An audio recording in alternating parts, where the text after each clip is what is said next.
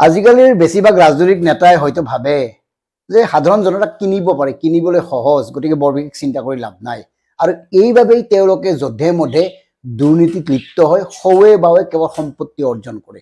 কথাখিনি এইকাৰণে কৈছোঁ, আমি বহু কথা পাহৰি থাকোঁ, বহু কথাক এবাৰ আলোচনা কৰিয়েই শেষ কৰি দিওঁ, আৰু আমাৰ সাধাৰণ জনতাই কেৱল সাংবাদিকসকলে টিভিত যি কয় সেই কথাখিনি শুনি ৰৈ থাকে, তাতকৈ আৰু বেলেগ একো নকৰে। আৰু এই সুযোগটোৱে লৈছে বৰ্তমান সময়ৰ ৰাজনৈতিক নেতাসকলে। এইকাৰণে কৈছোঁ, কেইদিনমান পূৰ্বে যে গীৰ্গাই কেলেংকাৰীটো হৈ গৈছিল আপোনাৰ জয়ন্ত মল্ল বৰুৱাক লৈ, কি হ'ল? কিবা ফলাফল পালনি পোৱা নাই।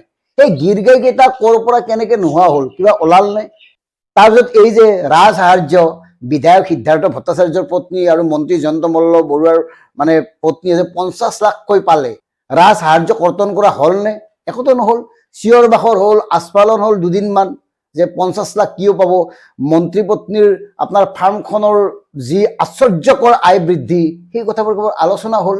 মন্ত্ৰী পত্নীৰ এদিনতে 34 বিঘা মাটি ক্ৰয় কৰাৰ যিটো তথ্য ওলাইছিল, সেই কথাবোৰ আলোচনাতে শেষ হ'ল। তাৰপিছত কি হ'ল?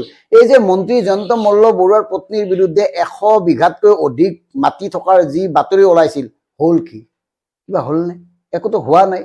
মানে গ'ল কথা গুছিল, একো নাই। গতিকে আমাৰ কথাটো হ'ল, এই কথাবোৰ আমি মাজে মাজে মনত কৰি থাকিব লাগিব, এই কথাবোৰ আমি সোঁৱৰাই থাকিব লাগিব।